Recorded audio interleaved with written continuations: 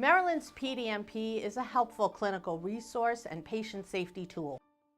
I'm Dr. Orly Panich. The PDMP has helped me medically and has helped me engage with my patients. The PDMP is an incredible resource. In nearly real time, I can access information about CDS medications that my patients have been prescribed, including when they were prescribed and how they were prescribed. And this has enormous clinical implications.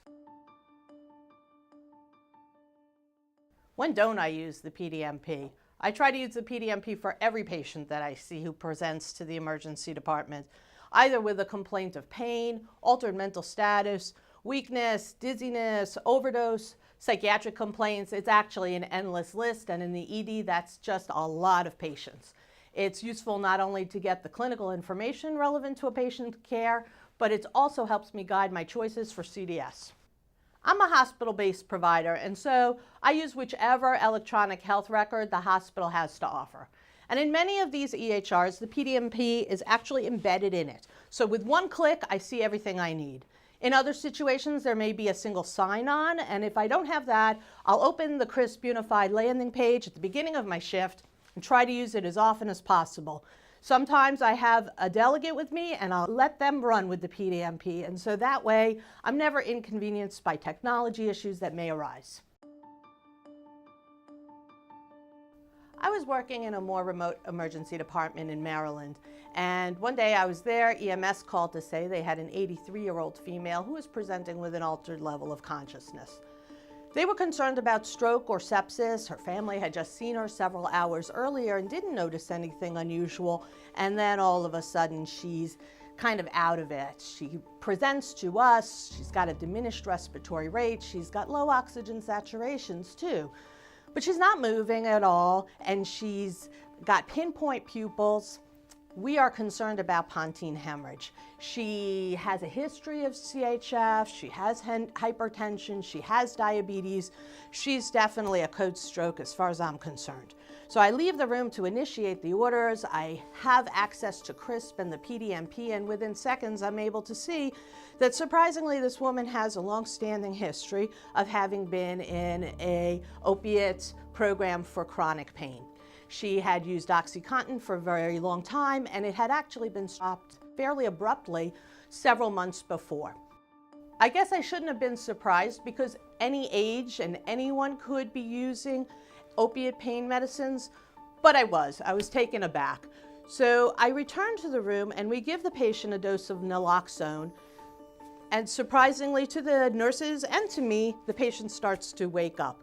With a second dose, she's wide awake and is actually able to confirm to us that she did in fact use some OxyContin. A family member arrived later and we quickly came to understand that Grandma was misusing opioids.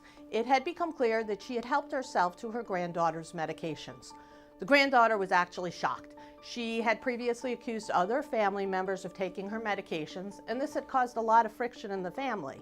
So eventually, with the use of the PDMP, we were not only able to successfully resuscitate the patient, we were able to get her into counseling. We created a safer setting in her home where she couldn't access other people's medications anymore, and we provided the family access to naloxone and had them trained in how to use it. Opiate overdose was not even on my initial differential, but with the help of the PDMP, it actually was very quickly able to solve the medical problem that we were faced with. By using the PDMP and accessing data in real time, we were able to stumble upon an idea that we actually didn't otherwise have. The PDMP keyed us into a longer-term problem of continued misuse, and it allowed us to discuss the facts with the patient and the family. We created a longer-term solution of risk reduction strategies, such as locking patients' medications away and having naloxone on hand.